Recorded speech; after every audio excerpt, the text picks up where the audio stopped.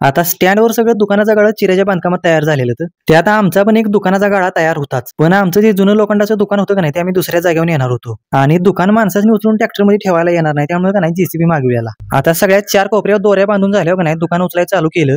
जेसीबीने बराबर ट्रॅक्टरच्या हाईट एवढं वर उचललेलं. प्रिन्स दादाला म्हणलं आता येऊ दे बघू ट्रॅक्टर हळूहळू माग. दुकान का नाही टॉलीपेक्षा जरासं लांबडच होतं, त्यामुळे बना बसते का नाही जरा टेन्शनच आलेलं. मग 10-15 मिनिटं दाबादाबी करून कसं तरी बसलो बाबा एकदाच. वेद्याला म्हणलं वाईट जरा चांगलं वडून बांध बर का. बराबर अर्धा किलोमीटर न्यायचं आहे दुकान, मध्येच दोऱ्या बिऱ्या सुटाय नगदा. रानातनं ट्रॅक्टर मेन रोडला आले हो का नाही वाईट जरा जीवा आला बघा. प्रिन्स दादा म्हणला तुम्ही गाडी घेऊन मागच थांबा, फांद्या बिंद्या कुठे लागते का मला सांगा. मग आता नवीन ठिकाणी आम्हाला दुकान खाली उतरायचं होतं. बघूया आता वर चढवायचा एवढा ताप झालेला का नाही तेवढा उतरायला होती का काय ते. वेद्यानं परत होते तशा 4 कोपऱ्यावर दोऱ्या बांधून घेतल्या. दुकान खाली उतरोस आमच्या सरकारांच्या काही जीवात जीव नव्हता. उचलताना बराबर लगेच उचललं की लई ताप झालाच नाही. पाक वर उचलल्यावर प्रिन्स दादाला म्हणलं ट्रॅक्टर पाठदेशी बाहेर काढ आणि मग दोघांनीच धरून का नाही जमिनीवर हळूहळू टेकवाय चालू केलं. मग आता नवीन ठिकाणी का नाही दुकान जरा वेगळ्या पद्धतीमध्येच बनवणार आहे. कसं बनवणार आहे का नाही ते तुम्हाला पुढल्या व्हिडिओमध्ये दाखवतो.